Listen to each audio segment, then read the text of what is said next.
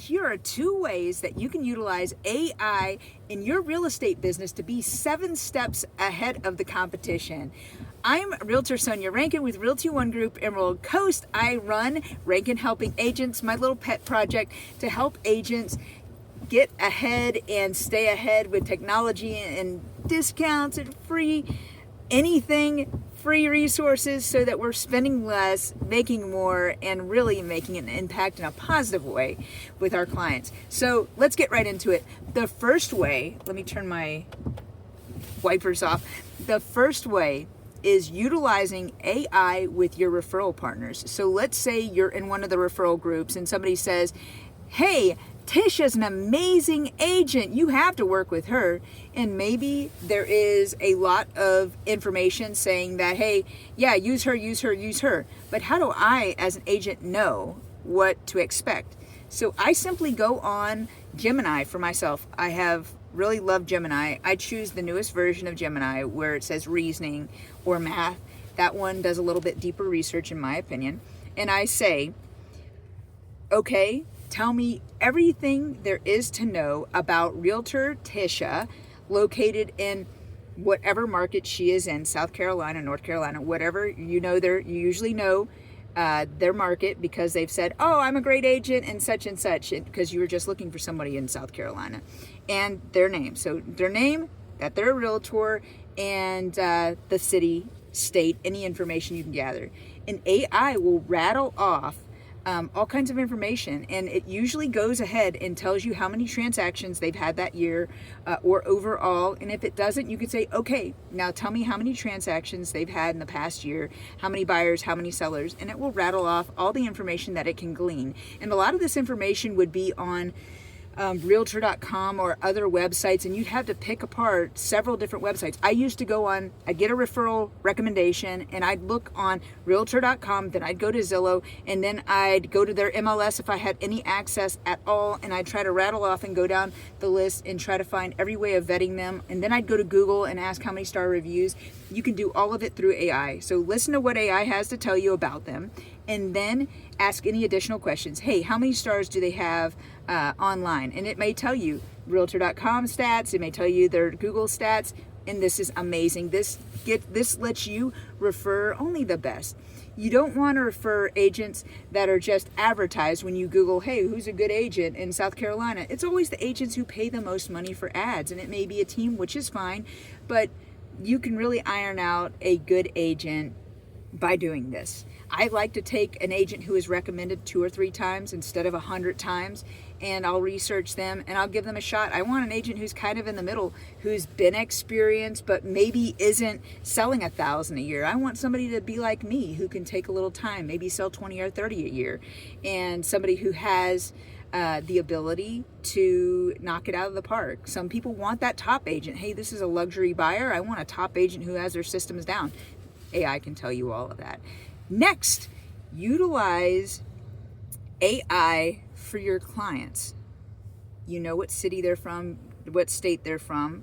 Maybe my screening process includes screening them through a background checker, where it may tell me if they've had any priors or if there's anything I need to pay attention to, so I know what city and state they're currently living in. If they didn't disclose that, if they're a buyer, I don't really need to know what city and state they're from, but I have their ID and I know that. So I ask AI. I say, okay, whatever your AI is, I said, tell me everything there is to know about William Rankin from Fort Walton Beach, Florida, or wherever their last known address. That's my husband. So just random, whoever your new client is, and then do this a day before you meet with them for your first showings, and then you're going to look like a superstar. Because if you're a Fortune 500 CEO meeting with a potential client or a potential vendor, and you're expecting to make millions off of working with this person, and you need them to hire your architecture agency, you're going to know everything you can about this person and how to make them happy and what their interests are. And it also helps bridge that gap between awkward silence of, I don't know you yet, and all I know about you is you want a house. and it will tell you everything there is to know about them. And it also can help you out for the information that they don't know that you need to know. So maybe they have a military background, maybe they're a veteran, and it tells you that. And now you know that, hey, when you speak with your lender, I recommend talking with them about the option of a VA loan. Or I see that you don't have do you have prior military experience? If it says they don't, that way you can revisit that. Okay, maybe they're a better candidate for FHA. Whatever the case is, you're not a lender, but you can connect them with your preferred lender who is experienced with FHA. I may have one preferred lender or two preferred lenders for my military people because they're really, really good with that. Really, really good and experienced with VA buyers. And then I may have another one for investors who I know have other options. So by doing a little research, aside from what they tell me on the phone, I can even talk about what their interests are, or we can get into, oh, they love dogs. They got one named Rocky, and they tell you their dog's name is Rocky. Then you can add a note, and then next time you see him, hey, how's Rocky doing? You told me about him the other day. It really just helps us go a step above and beyond. And listen, you don't have to be creepy about it and tell them facts about their life that you shouldn't know, but having a little bit of information and framework, okay. They're going to see these houses, and they're from the far end of the city, so maybe we can have our last showing end on the far end of the city. That way they're closer to home and it's more convenient for them because it's been a long day of showings. Little things like that can be very considerate, and we don't even have to mention that we did it for their benefit. So little things that we can do to help them and really make a difference and make their experience better. It's not all about knowing as much as we can so that we have a competitive edge.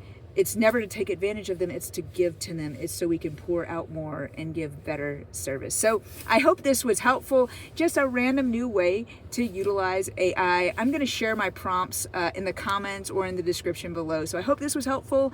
And if you have any other great prompts or information or ways to utilize AI for your real estate business, I'd love to see it in the comments, and it will also help other people who read the comments as well. Again, Sonia Rankin with Realty One Group Emerald Coast, Rankin helping agents, and I hope you have a great day and go out there and kill it this year.